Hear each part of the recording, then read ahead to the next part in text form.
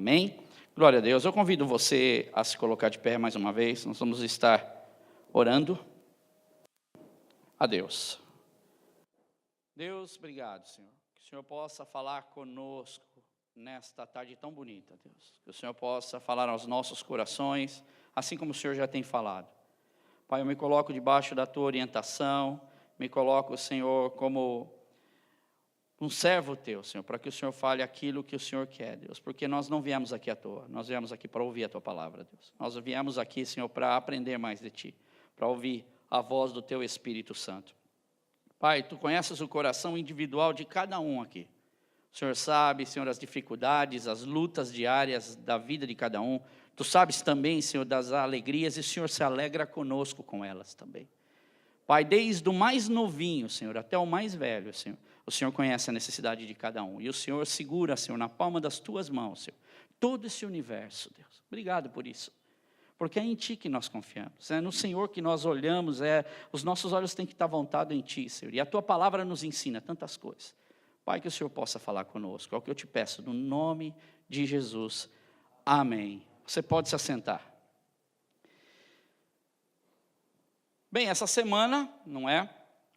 Eu meditava, não é, no Senhor, aproveitava os tempos que eu podia estar, não é, tendo para meditar em Deus, da correria toda.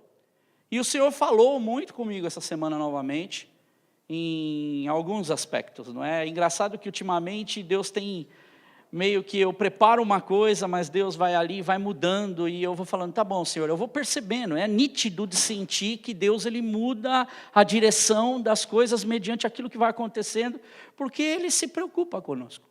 Deus se preocupa com você, Deus se preocupa comigo. E Ele sabe, é bom ouvir a voz de Deus, é bom estudar, não é só chegar, eu só ouvi a voz de Deus, eu não me preparei, não, é bom ouvir a voz de Deus e se preparar com a ferramenta que Deus nos deu, que é a palavra dEle. Nós temos a vida que nos ensina bastante, nós temos tantas coisas que nos ensinam, não é verdade? No nosso dia a dia. Para aqueles que são casados, a família ensina muito. Quando você começou, quando você, não é, começa aí o primeiro filho te ensina muito. O segundo filho já fica mais fácil em certos aspectos, porque o primeiro já te ensinou bastante. Então a vida é assim. A vida ela nos ensina bastante. A palavra de Deus nos ensina bastante. O Espírito de Deus nos ensina bastante. Amém? E eu procurando uma palavra, um versículo, uma história bíblica que viesse de encontro àquilo que Deus colocou no meu coração. Confesso que várias palavras tiveram algo em comum que Deus quis falar comigo, e Deus falou muito essa semana. Por exemplo, a história até conversava isso com uma pessoa essa semana, de Rispa. Ela perdeu seus 2 filhos, eles foram executados. E essa mulher, então, tem uma história complicada, porque ela fica ali cuidando. Oi? Desculpa. Está na minha bolsa. E ela fica então ali cuidando dos seus filhos, já os corpos mortos, para que as aves não pegassem, para que de noite os animais não atacassem. Que complicado, que história complicada, né? E às vezes eu pergunto, por que essas histórias estão na Bíblia? Você já não leu certas histórias que você fala assim, por que essas histórias estão na Bíblia? Uma mulher põe um pano de saco no chão e ali ela fica velando seus filhos, mas não só isso, protegendo os corpos deles. Que dificuldade. Eu também fui procurar outras histórias, não é? Por exemplo, Noé, sua família. Já parou para pensar? Muito fácil, né? Ah, Deus separou Noé, lindo, mas você já imaginou? A gente não sabe o que aconteceu muito, mas a gente pensa quando ele entra na arca e ali a gritaria, porque com certeza a gente foi ali tentar falar, a gritaria do lado de fora, as pessoas, ele sabia que tinha gente morrendo do lado de fora, mas só ele e a família dele tinham sido salvos. Havia um monte de pessoas, viviam uma vida complicada, mas são vidas que morreram. São pessoas que se perderam, são pessoas que sua vida se foi. Também é uma história trágica, não é? E a gente se pergunta, Deus, mas por que isso, Senhor? Jacó e Esaú.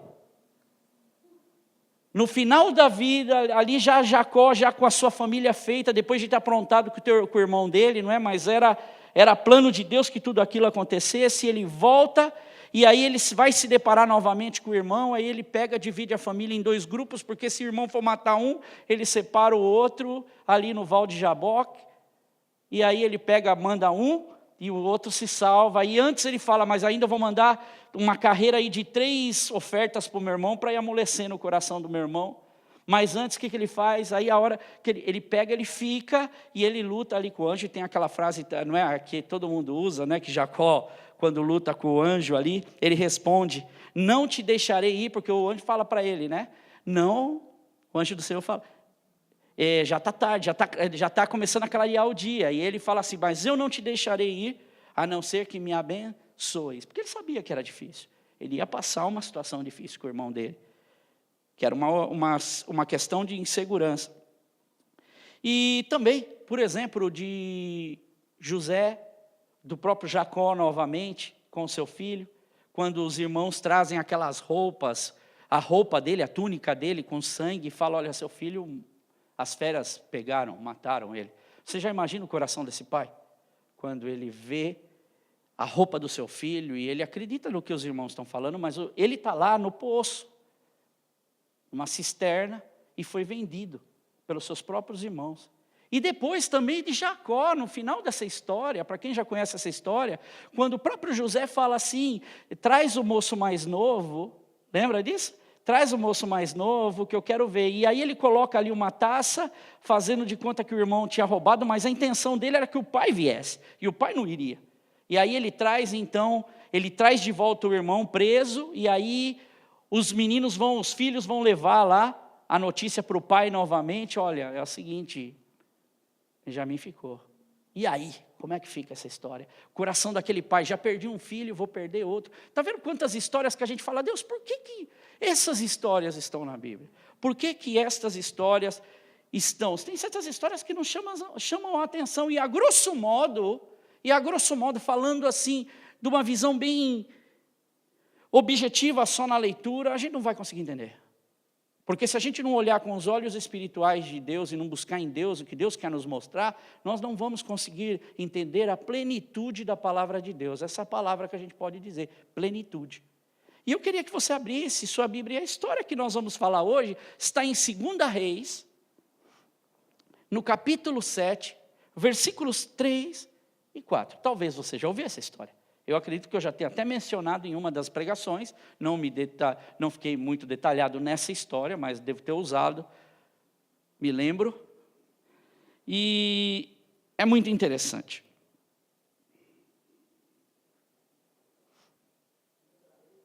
Segunda Reis, capítulo 7. Ali, 1ª, 2 Samuel, Reis. Amém? Show? Ok? 7, 3 e 4.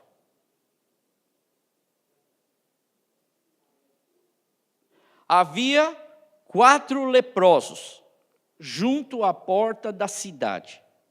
Eles disseram uns aos outros, por que ficar aqui esperando a morte?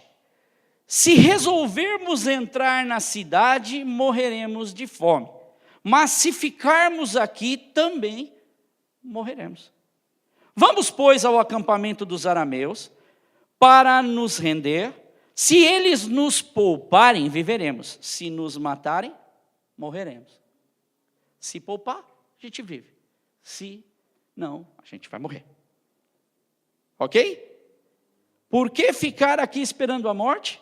Se resolvermos entrar na cidade, morreremos de fome, mas se ficarmos aqui, também morreremos. Vamos, pois, ao acampamento dos arameus, que eram os sírios, não é? Os assírios, para nos render. Se eles nos pouparem, viveremos. Se nos matarem, morreremos. Ok? Depois da morte de Salomão, esse reino, para vocês entenderem, aqui a situação se passa em Samaria. Então, Israel, depois da morte de Salomão, se divide ali, em suas brigas ali, filhos, e se divide em 2 reinos. Reino Norte e o Reino Sul. O Reino Sul, a sede era Judá. O Reino Norte é esse que a gente está tratando aqui agora, que é Samaria. Ok? E nesse reino, então, cada uma dessas histórias, por exemplo, que se tratam na Bíblia, aqui em Reis, em Crônicas, são histórias, cada um dos reinos tem suas histórias em peculiar, cada um dos reinos toma uma direção, e ali vamos ver os desfechos dessa direção. Aqui, provavelmente, a data é 850 a.C., e se nós olharmos em 700, um pouquinho mais para frente, 700 anos antes de Cristo, esse povo aqui ele já entra para o domínio assírio, a Síria toma conta deles. Mas nesse momento, então, eles ainda estão, são 2 reinos em Israel dividido. Essa daqui, então, a capital é a capital Samaria, ok? Reino de Israel. Samaria aqui, qual é o pano de fundo dessa história? Para a gente entender bem o que está se passando com esses 4 homens aqui. Samaria havia sido cercada pelos sírios, ok? Eles entraram ali, os arameus, que era esse povo, eles cercaram a cidade. E isso provocou na cidade uma terrível fome. Não é apenas uma fome. Imagina a cidade cercada por muitos dias, não entrava mais alimentos, a cidade tinha seus muros, e eles precisavam comer. E chegou um determinado momento que a primeira coisa que eles fizeram foi aumentar o preço dos alimentos. É lógico que nessa hora em que falta o produto, o preço se eleva. Então, quem tem mais, paga pelo preço daquilo. Só que também existe uma hora em que todo o dinheiro que você tem, ele não é suficiente para comprar, porque não tem. Entendeu? Acabou. Até para quem vendia, fizeram lucro, mas até para quem vendia, eles já estavam numa situação complicada, tanto o próprio reinado, o próprio rei também.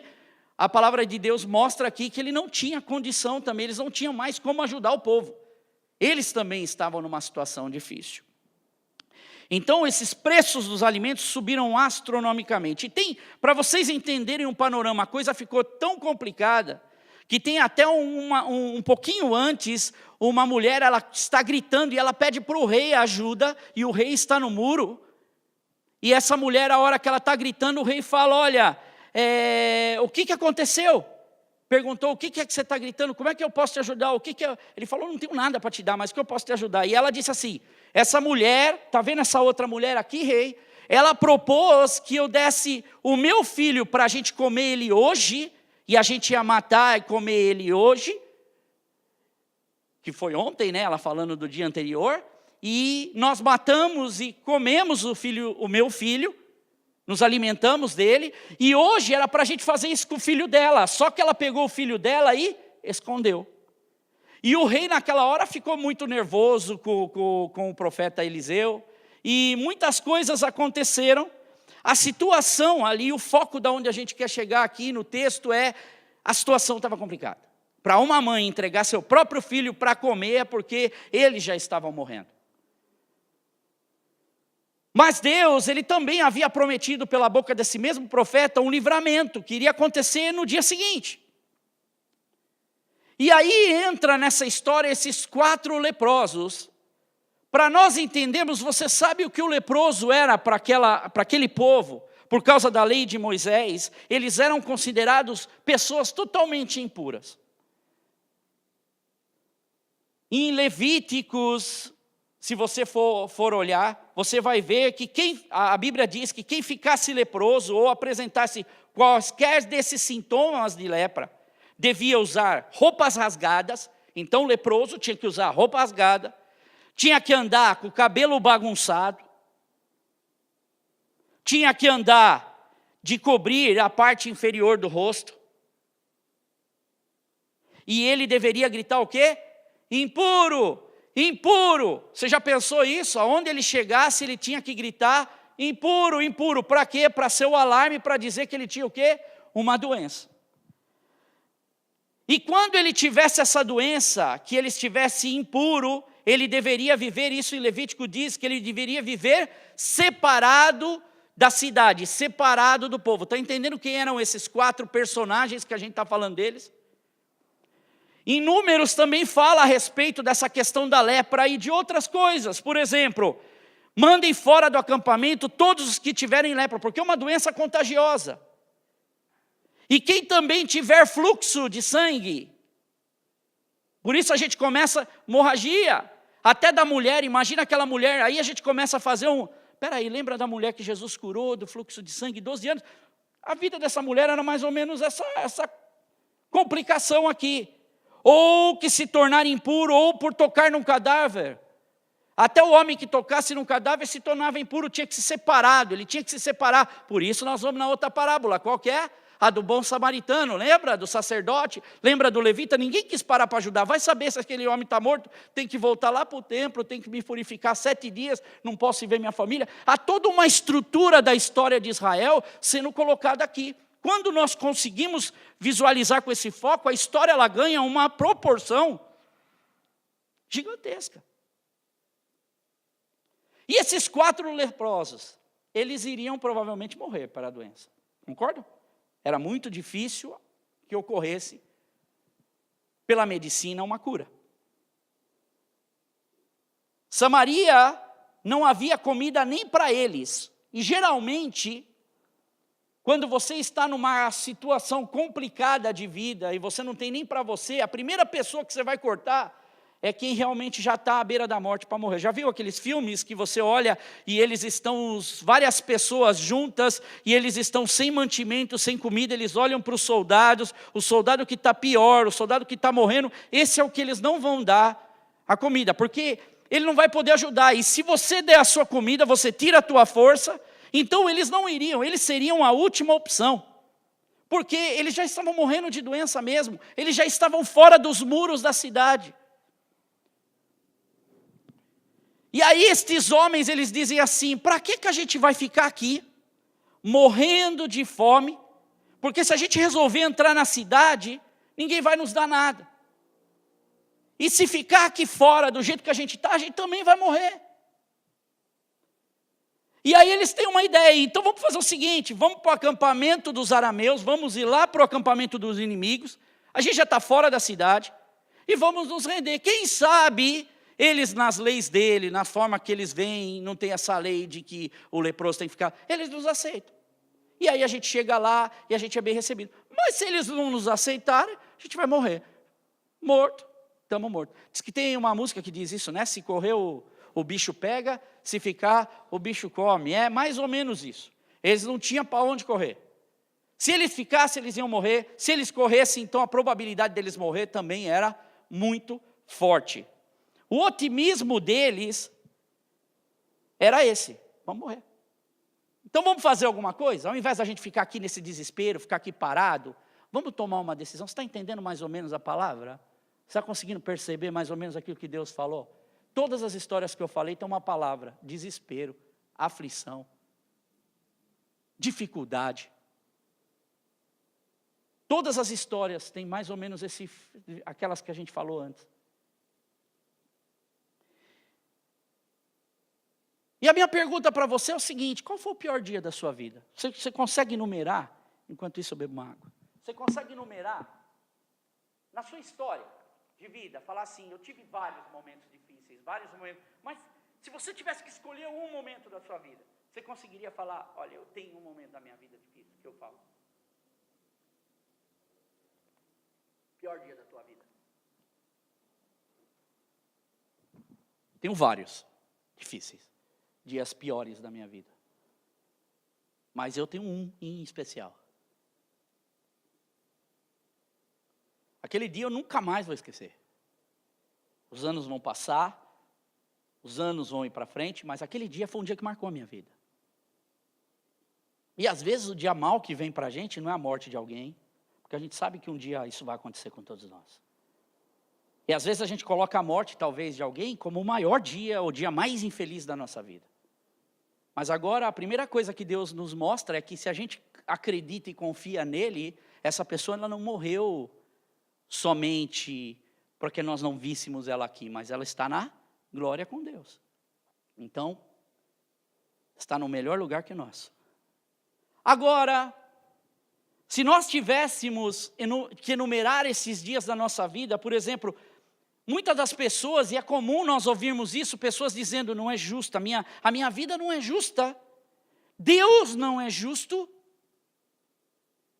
Por que isso acontece comigo? Já fez essa pergunta? Eu já fiz várias vezes. Aí você vai falar, mas você já falou Deus não é justo? Já.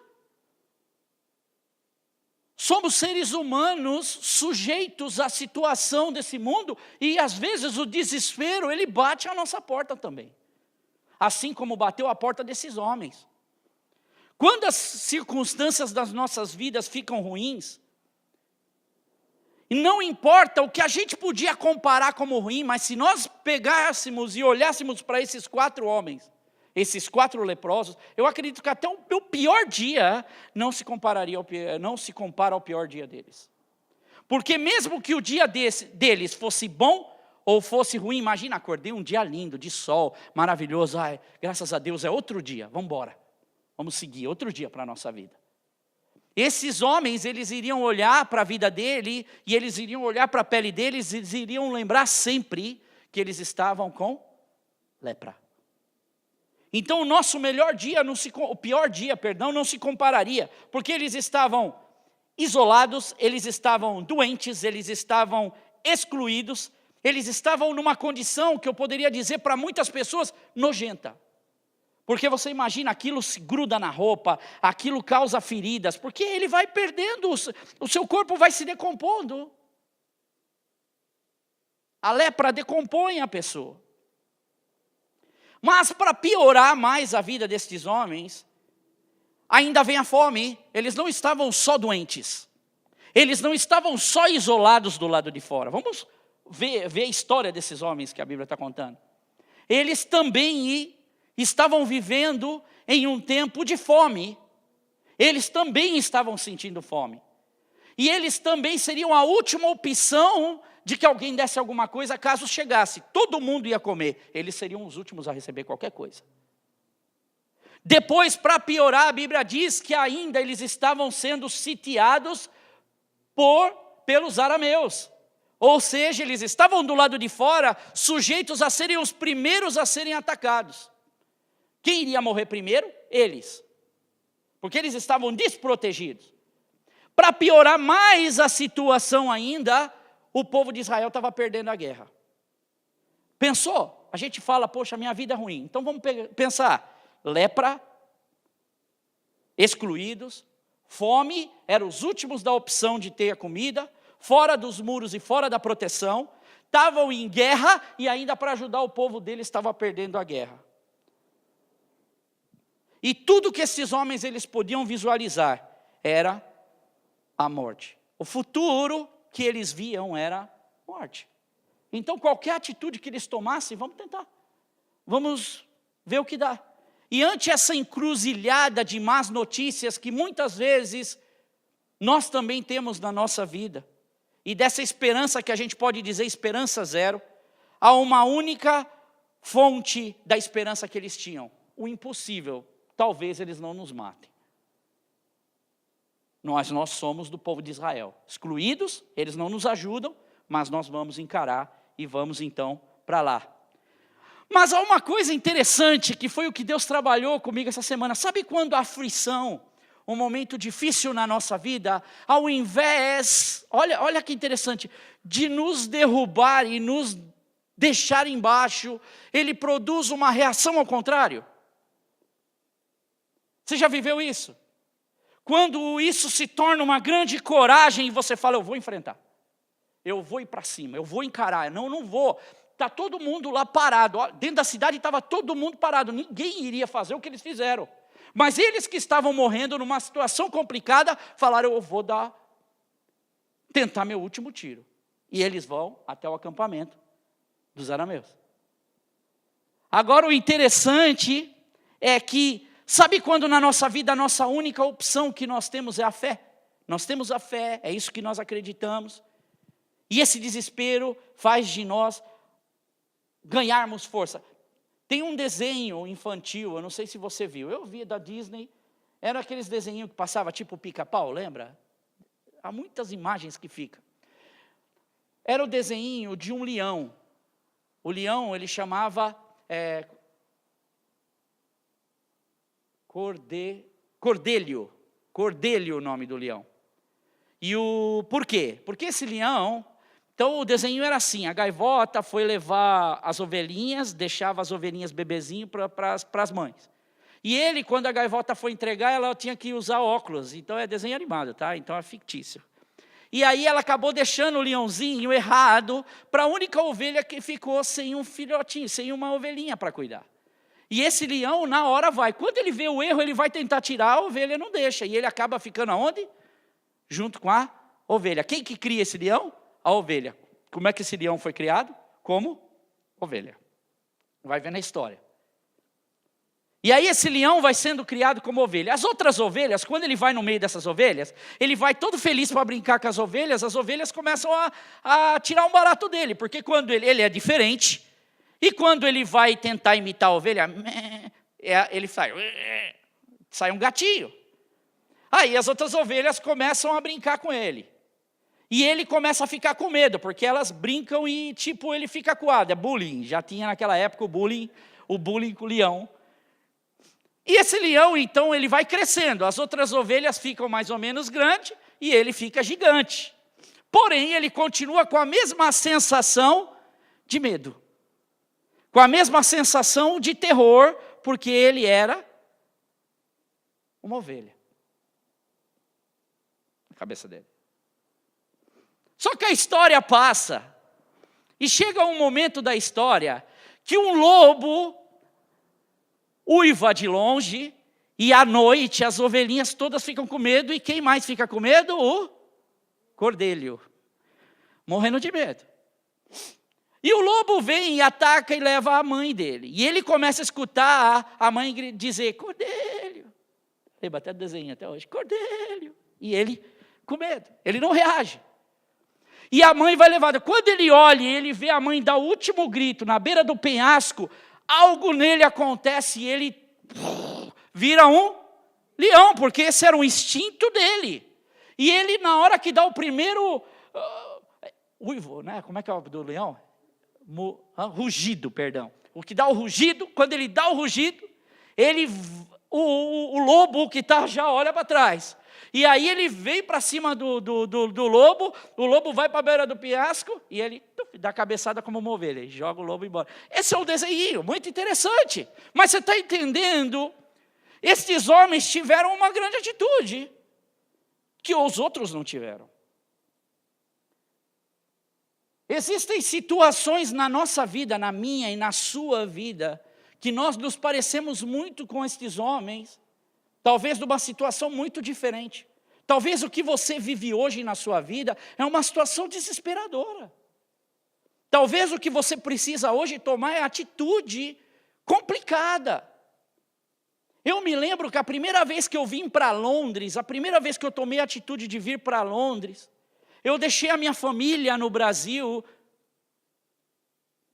E quando eu comecei a trabalhar, era muito complicado, e os trabalhos eram muito diferentes dos trabalhos que eu realizava no Brasil. Eu não só ia triste, apesar do dinheiro que eu ganhava, eu não só ia desmotivado, apesar da dificuldade de ter esse trabalho, mas era um trabalho que eu não tinha a minha família, e eu era oprimido no trabalho. Era algo que me amassava. E nessa minha vida, o que me fez ganhar força, porque eu poderia dizer assim, epa, pera lá, vou voltar para o meu país. Apesar da situação lá estar difícil, mas eu posso muito bem voltar para o meu país e não aguentar engolir tanto sapo como eu aguento aqui. Talvez essa história só aconteceu comigo. Mas eu acredito que acontece até hoje na vida de muita gente. E talvez você está passando isso. De ter que engolir muito sapo na vida. De ter que sair de lá chorando. Limpa lá bonitinho. Ai, que trabalho. E vem com aqueles palavrão ainda para ajudar, né? E você fala, nossa, mas está tão bonito. E daqui a pouco você já está desmotivado, limpa de qualquer jeito. Very good, very nice, very good. Assim. E a gente fala, poxa, mas o que me manteve de pé? O que me manteve forte? O que me fez ser um leão para brigar e falar assim, eu vou aguentar? Foi a minha família. Aí você fala, o que Deus usa na nossa vida? O que Deus tem como ferramenta, o que Deus tem como arma na nossa vida para nos fazer nesses momentos de aflição, nesses momentos de dificuldade, nos momentos até de desespero, para nos fazer exatamente como esses homens, olha, vamos tomar atitude, vamos lá, vamos encarar. Mas eu não vou desistir. Cheguei até aqui, eu vou continuar, especialmente nesse momento tão difícil que a gente vive em Londres. Se você sair, talvez você perde uma grande bênção. A bênção de ter o direito de ficar aqui para sempre. E se você sair um dia, porque você ficou aqui, você nunca mais, você tem o direito. Porque você contribuiu, você fez. E muitas pessoas falam, está difícil, eu vou embora. E está entendendo quantas coisas Deus nos propicia na nossa vida? Essa semana foi uma semana muito complicada. Essa semana foi uma semana difícil.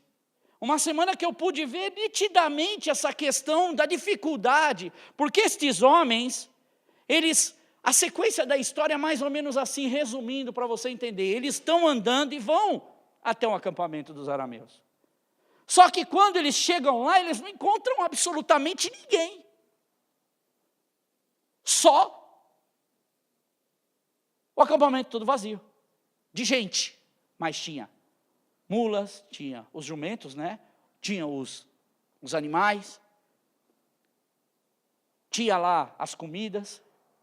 Porque o outro povo, os arameus, eles começaram a ouvir, enquanto aqueles 4 homens andavam, um barulho de um grande exército. E eles falaram, poxa, eles se juntaram com os egípcios, com outros povos, e estão vindo nos atacar. E à noite, vamos embora, larga tudo. Essa é a diferença. Por quê? No momento de dificuldade, Deus, quando trabalha na nossa vida, porque Deus estava trabalhando para dar uma libertação para o povo aqui. Nós temos uma diferença, que é esse impossível que acontece. Nós temos uma diferença que é muito simples de falar, talvez muito difícil de compreender. Sabe como é que chama isso? Deus. Deus. Deus. Essa semana nós vimos a diferença do que serve e do que não serve a Deus. Ambos vivendo a mesma situação, mas a forma com que Deus conduz as coisas. No momento da aflição e no momento do desespero. Essa foi a palavra que Deus me deu. Porque terça-feira, quando nós entramos naquele hospital com a Ariana, desde o momento que nós entramos, 10 para 7, eles chegaram às 7 horas, a gente já entrou. Foi um mover de Deus. Foi Deus abrindo portas, foi Deus fazendo as coisas. E o que mais me chamou a atenção era que em todo o tempo, se Deus quiser, porque Deus está fazendo, graças a Deus, porque Deus... Gente, a nossa vida é Deus. A sua vida é Deus. Você quer ter vitória? Confie em Deus. Não confia nisso aqui, não. Porque quem confia nisso aqui, fica dentro do muro, lá acuado, quando o inimigo é mais forte. Se você pegar isso aqui mais forte que o seu, você corre para ficar acuado. Mas quando você confia em Deus, Deus pode transformar esse momento difícil que você está vivendo numa grande bênção para a sua vida.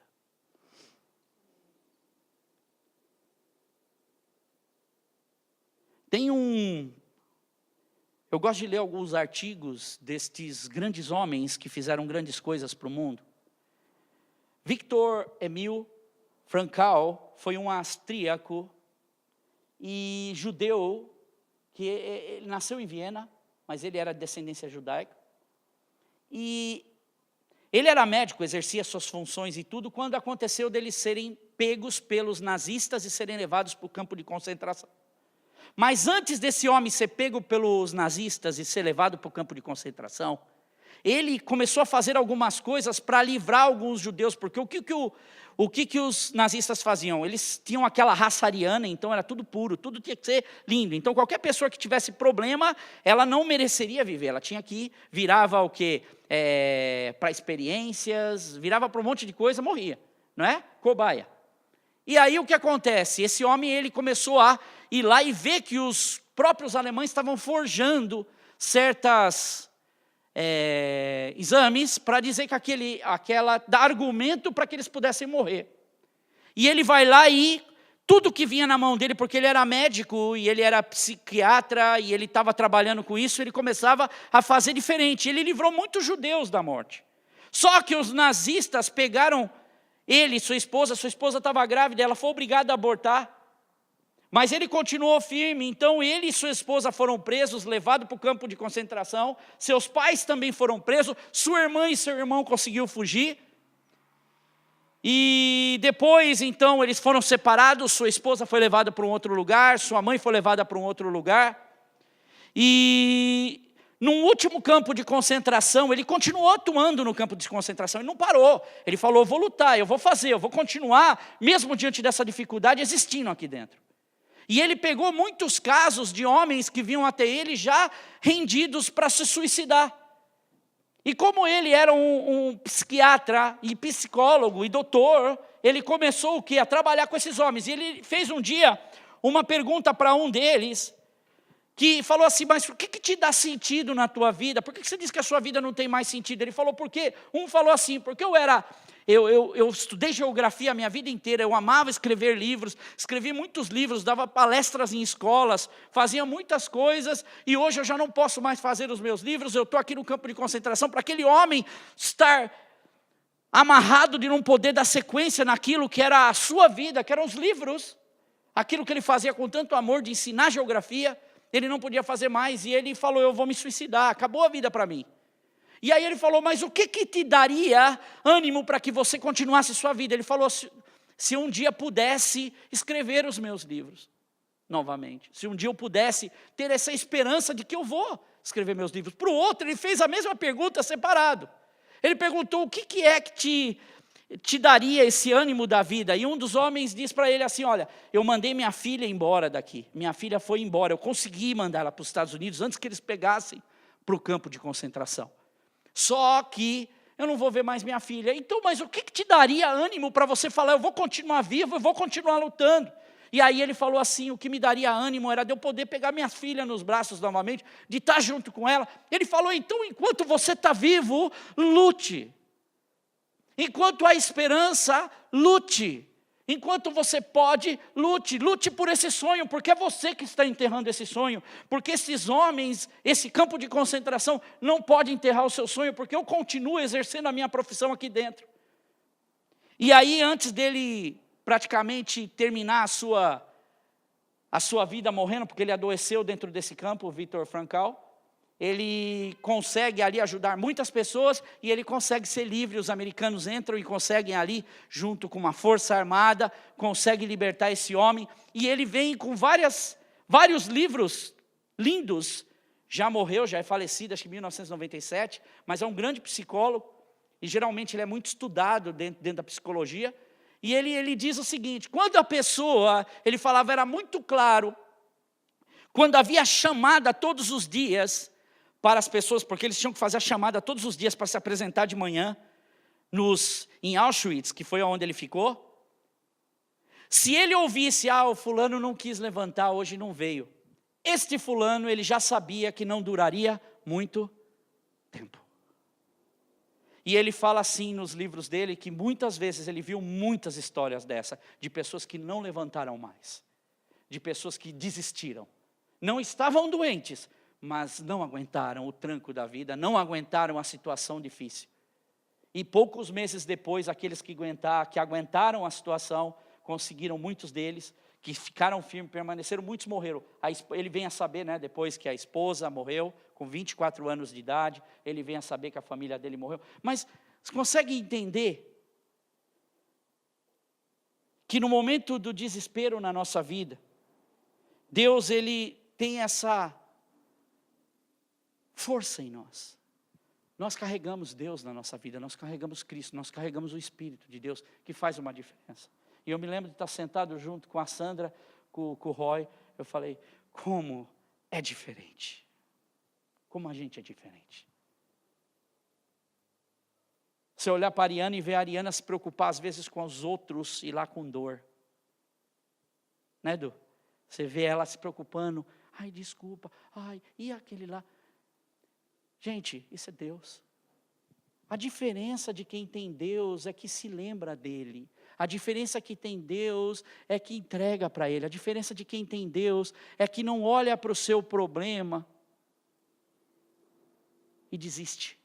Ele olha para o seu problema e diz: Senhor, seja feita a sua vontade. Eu não sei qual que é o teu problema hoje. A palavra que Deus colocou no meu coração é essa. Eu não sei qual que é a dificuldade da tua vida hoje. Porque essa semana foi uma semana de muita dificuldade. Pude acompanhar eles. E não foi fácil. Mas Deus está dando vitória. Eu não sei qual que é a tua dificuldade. Eu não sei quais são os teus sonhos, os teus projetos. Mas eu vou falar uma coisa assim como nós estávamos comentando. Há muita gente em situação muito complicada. Há muita gente em situação muito difícil. Há vários casos lá que nós falamos.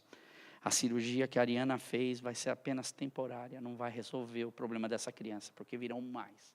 Um dos pais, 13 cirurgias, ele falou, nem sei quantas mais eu vou voltar.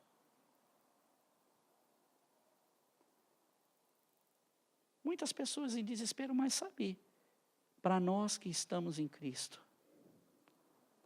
nós nos rendemos ao Senhor. Está em dificuldade? Rende.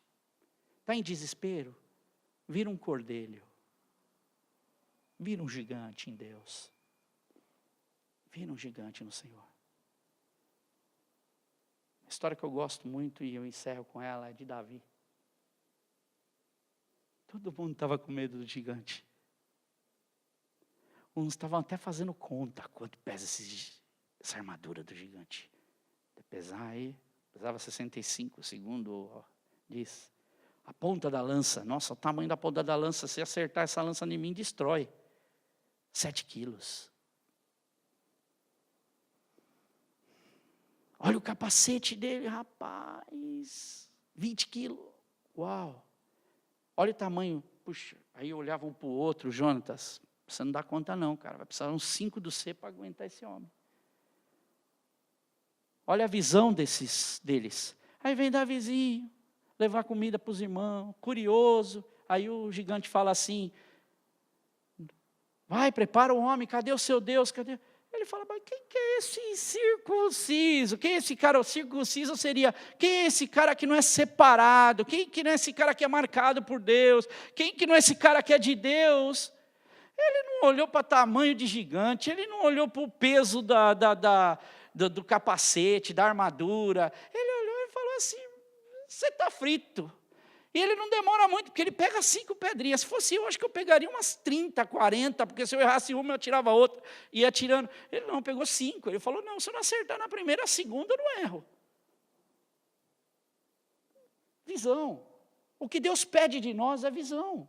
Se nós queremos ter e viver todas as experiências que esse Deus tem para nós, a nossa fé e a nossa esperança tem que estar nele. Verdade ou não? Se não, o que nós estamos fazendo aqui? O que a gente está fazendo aqui? Gente, é sério. Nós somos povo separado de Deus. E é o que a gente ora lá. Sabe o que a gente ora no hospital toda vez? Senhor, abençoe esses médicos. Senhor, abençoe essas crianças que estão aqui. Deus, que o teu poder através das nossas vidas espalhe por esse hospital. Que o Senhor use a Ariana para trabalhar. Essa é a visão nossa. Não deixa que o desespero toma conta, não. Não deixa que a dúvida toma conta, não. Confia em Deus. Deleita no Senhor. Faça valer as experiências que você tem com Ele. Não importa o momento da dificuldade, Deus vai te dar força. Te convido a se colocar de pé. Espero muito que Deus tenha falado com você nessa noite. Espero muito que Deus tenha, talvez, dado coragem para você, para saber que você é separado de Deus. Meus irmãos, isso não é autoajuda, não, isso é verdade bíblica. Isso é verdade bíblica, é tomar posse. Como eu disse na semana passada, foi acho que na semana passada que eu disse, não é? Que ame o teu irmão, não é? Isso é a segunda opção, mas ame a Deus sobre todas as coisas, não inverta as coisas. Ame ao Senhor De todo o teu coração. Ame a Deus de todo o teu coração e ao teu próximo como a si mesmo. Se nós colocarmos Deus como foco principal da nossa vida, Deus Ele cuida. Deus Ele está cuidando de nós. Nós somos seu povo, Ele é o nosso Deus. Gostoso falar isso. Essa é a certeza que nós temos. E eu queria...